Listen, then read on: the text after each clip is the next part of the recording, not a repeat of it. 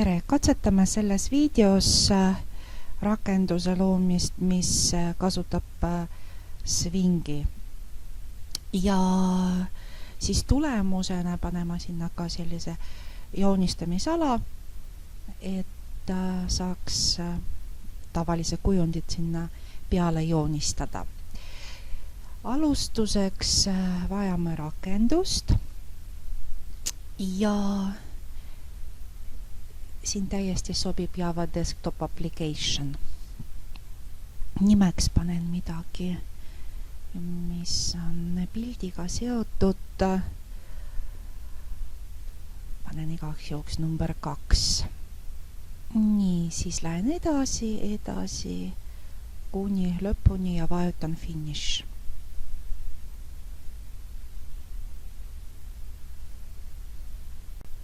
Nii, rakendus on loodud. Siin on tekkinud siis kliendi kaust, mis on seotud antud projektiga. Ja nüüd mul oleks vaja lisada sinna raami. Mul on siin juba see koht täiesti avatud. Kliendi taer all on siis Swing AVT ja see raam, mis sobib meile antud rakenduse loomiseks, on siis JFrame form. See ei tähenda seda, et teisuguseid raame ei tohi kasutada, lihtsalt antud juhul see on parem variant. Nimeks ma ei hakka midagi muud panema, las jääb see New JFrame. Ilmub siis meile ette selline graafiline raam, kuhu me saame asju lohistada. Aga enne kui me teeme asju edasi, ma näitan teile veel üks kord koodi. Käime need kohad läbi. Alguses on siis loodud klass nimega JFrame, sest et me panime selle klassi nimeks New JFrame'i.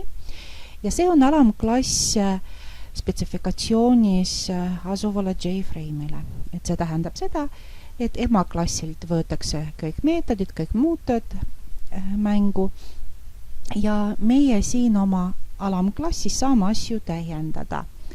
Siin on konstruktor ja konstruktori sees käivitatakse ühte meetodit nimega init components. Nüüd see meetod ise on siin ja te kindlasti mäletate, et selle koodi seest ei saa JDeveloperis mitte midagi muuta, et lihtsalt JDeveloper selles uues versioonis ei luba selle koodi muutmist. Aga vaatame, mis on meie jaoks genereeritud. Et esimesel real on siis set default close operation, mis paneb paika võimalust ristile klõpsata nii, et rakendus läheb kinni, see raam läheb kinni. Siis pannakse group layouti. See on siis selline jaotus, mida uues versioonis JDeveloper kasutab raami loomiseks. Siin on siis suhteliselt palju koodi, aga mõte seisneb siis sellest, et luuakse horisontaalsed ja vertikaalsed alad, kuhu sisse me siis hakkame paigutama oma objekte. Meetod main, mis esialgu siis koosneb sellistest osades, mis on try blokis. Antud juhul ta otsib siis vastavate nimedega failid käivitamiseks. Ja nagu te mäletate, JDeveloper selles uues versioonis näeb ette palju varianti, kus me võime eksida, või mitte eksida, kus võivad tõrged tulla, need on exceptionid, erindid. Ja tunnis me oleme neid juba mitu korda läbi käinud. Eks neid on üsna palju.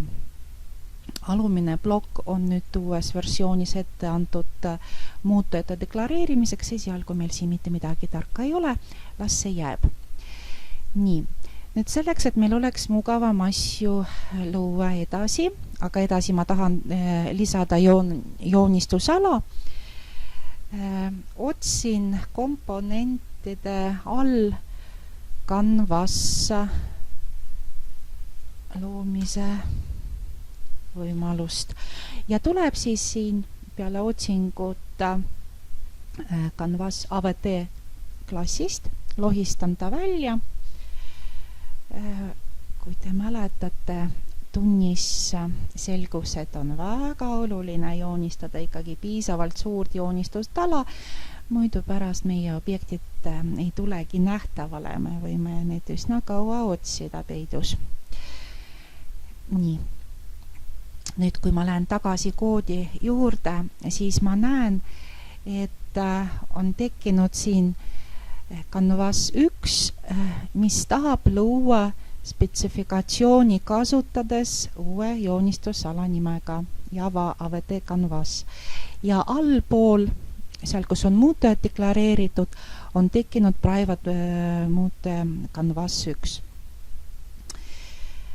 Nüüd ma loon siia juurde ühte klassi, mis võimaldaks meile joonistamist. Nimelt praegu, vaatamata sellele, et ma tekitasin sinna ala sellele raamile, tegelikult ma ei saa ju midagi koodi kaudu siin joonistada, sest et see koht on esiteks blokeeritud. Teiseks ma tahaks ära kasutada klasside hierarhiat, loon siin siis new klass, seisan kliendi kaustas, näete siin sees. Nii, ja panen nõnda, et minu see uus klass tuleb alamklassiks sellele olemasolevale Canvasile. Et kirjutan see Canvas ära ja näen, et siin on tegelikult erinevad. Pange tähele, et tegelikult see JavaFX, millest ma rääkisin eelmisest videost, sisaldab ka joonistusala, aga ma võtan Java AVT praegu. Ja main meetodit seekord mul ei ole vaja, vajutan lihtsalt OK. Peale OK vajutamist tekib selline lühikene asi, mis on siis seotud meie alamklassiga nimega klass 1, kuna ma seal ei muutnudki nime, ja see on siis alamklass olemasolevale Canvasile. Nüüd ma lähen korra tagasi raami juurde ja üritan muuta siis klassi väljakutsumist. Seekord mul tegelikult on ju vaja, et ta kasutaks mitte otse Java AVT Canvas klassi, vaid minu oma oleks välja kutsutud. Ja seda ei saa siin teisiti teha, kui võtta parema klahviga selle joonistusala ja valida Customize Code. Ja nüüd selleks, et ma saaksin ühe asju muuta, pean panema, et see on mitte see default vaikimisel olemasolev kood, vaid custom. Ressursid on arvutis jälle üle koormatud, aga jätkame ikkagi. Järgmises praktikumis me saame juba kasutada õpetaja arvutis ekraani video salvestamist. Siis on mugavam, siis jääb mul ainult riputamine YouTube'i. Nii, me nägime praktikumis, et ei ole midagi hullu, kui deklaratsioon käib läbi emaklassi ja las ta siis praegu ka jääb samamoodi. Panen OK. Nüüd aga ma lähen oma sellesse klassi ja hakkan asju lisama. Kui minna spetsifikatsiooni juurde internetti. Võtan korra oma lehe.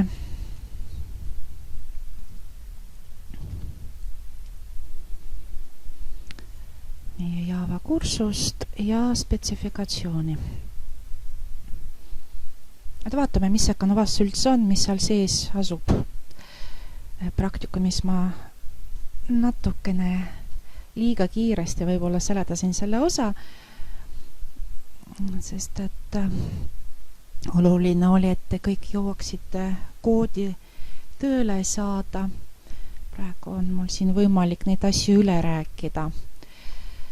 Et see on siis see klass ja on loetelu meetoditest, mida saab kasutada. Ja me vajame meetodi paint selleks, et näete, oleks võimalik sinna midagi joonistada. See paint meetod võtab vastu graafilise objekti. Nii, ma panen selle mängu. Nii, kus on mul siin on olemas. Toon kopiga ja siis loomulikult ma pean seda täiustama. Et esiteks ma ütlen, et ta tuleb public tüüpi ja siis tuleb void. Miks pärast void? Sest et siin oli kirjutatud, et tagastamisel ei tule mingit returni, vaid me kasutame void tüüpi meetodid. Nii. Siin siis sulud lahti, sulud kinni. Kõik vajalikud librarid on praegu imporditud ja ma saan asju katsetada. Nüüd ma tunnis kohe kasutasin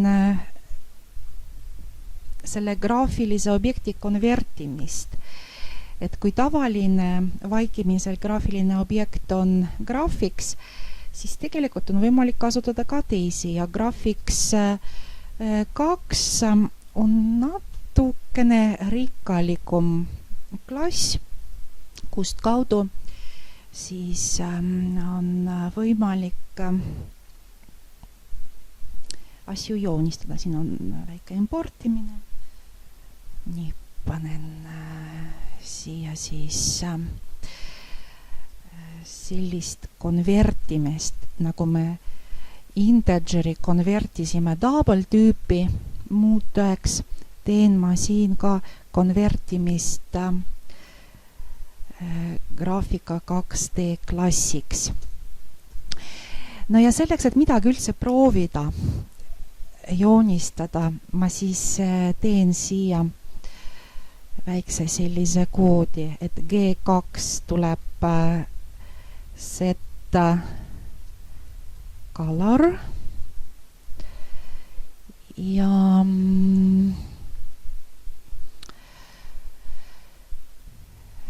nüüd mul on vaja määrata, et mis värv tuleb. Ma kohe lähen ka sinna klassi, et näidata teile, kus kõik need asjad praegu mul siia tulevad. Nii, importimisel ma pean natukene aitama JDeveloperit, et vajutan Alt ja Enter. Nii, natukene pahasti läks. Alt ja Enter ja ütlen, et Java AVT on seekord mängus. Ning ma joonistan siin ja väikse ringi. Selleks ma kasutan fill oval meetodid ja juba on näha, et tõlgud, et ta tahab mõningaid muutujad. Et esimene on siis X, siis on Y ja siis on selle ovaali suurused. Kui ma panen suurused võrdsed 30-30, siis tuleb ring raadiusega 30. Kui need on erinevad, siis tuleb ovaal. Ma usun, et ma võin proovida käivitamist, et vaatame, mis sellest saab. Et kui kõik on hästi, nii ma pean korra vahetama faili, sest et käivitada saab ainult selle faili, kus on main meetod ja nüüd ta on väikses segaduses, panen siin parema klahviga hoopis. JDeveloper salvestab asju automaatselt käivitamise juures. No ja näete, siin tekib siis see ring. Nüüd veidikene tutvustan teile selle graafiks 2D klassi. 2D. Siin see on, teen lahti. Ja alguses on siis juttu sellest, kuidas asju kasutada. ja pärast on loetelu meetoditest. Ma natukene liiga kiiresti võib-olla läksin sisse, et üleval on ka oluline informatsioon, et see Graphics 2D on tegelikult tavalise graafikklassi alamklass. See tähendab seda, et tema klassil ta pärib ka kõik meetodid. Aga 2D annab juurde siin veel lisameetodid, näiteks draw image, mida meil läheb vaja pärast. Siis on võimalik igatpidi neid keerata. Draw string võimaldab teksti joonistada sellele joonistusalale. Et joonistusalale ei saa panna ei J-labelit, ei J-nuppu, mitte midagi, mida me kasutasime eelmises praktikumis eelmisel nädalal. Need kõik nupud, kõik need komponendid käisid otse raamile, aga kui meil on juba joonistusala, sinna on asju veidikene keerulisem lisada, et me vajame vastavaid meetodid. Siin on rotate, background, mida iganes. Ja seejärel on siis loetelu nendest meetoditest, mille abil me saame tavalise kujunde joonistada. Need pärinevad siis emaklassilt ülevalt. Ma usun, et praegu sellest on täiesti piisav, et järgmises praktikumis edukalt jätkata. Ühe grupiga me saime liblikat ka tuua joonistusalale.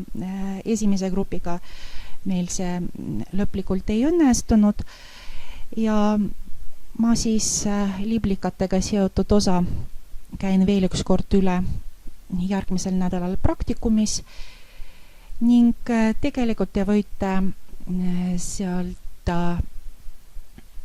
GitHubist alla laadida juba valmis koodi koos selle sama liblikaga ja natukene uurida asja. Et kohtume siis järgmisel nädalal.